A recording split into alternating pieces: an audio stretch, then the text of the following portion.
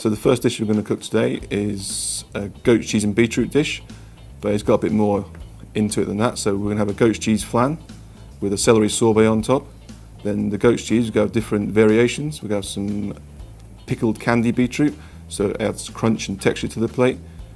And then some beetroot carpaccio.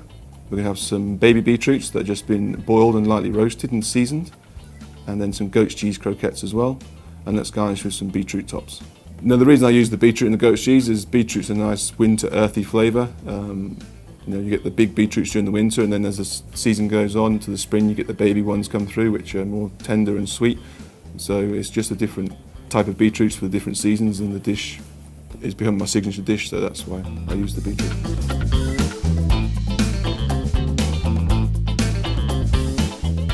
Okay, so for the main course today, I'm going to prepare a loin of Southdown venison, which comes from Wild Harvest, with some celeriac, some wild cabbage, some morels, which are also supplied by Wild Harvest, just coming to season now, and some braised venison shin, which is also wrapped in a cabbage ball, and it's finished with a blackberry jus. So the venison shin, this is the first process we start with the dish. So it's marinated in red wine and mirepoix for a day.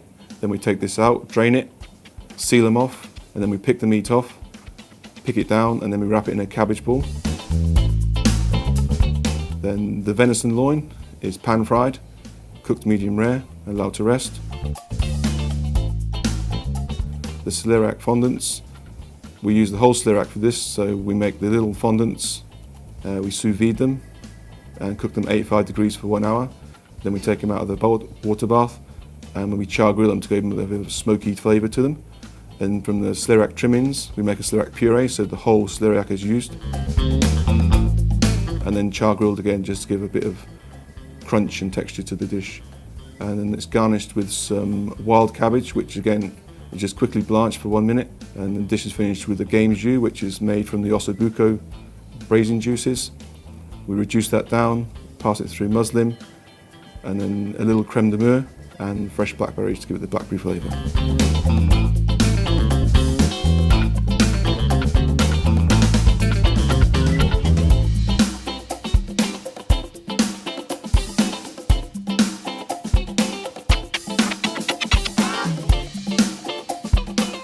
Dessert today, we're going to do some rhubarb, which is again supplied by Wild Harvest. It's the forced rhubarb, which came to season 2 or 3 weeks ago.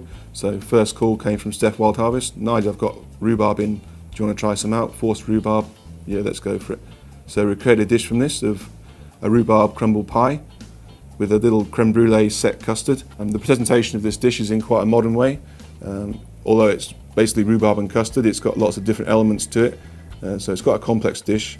So you get the ginger crumble, which is like to bring the sharpness through, the sweetish rhubarb, because it's forced rhubarb, so it's not very tart at the moment.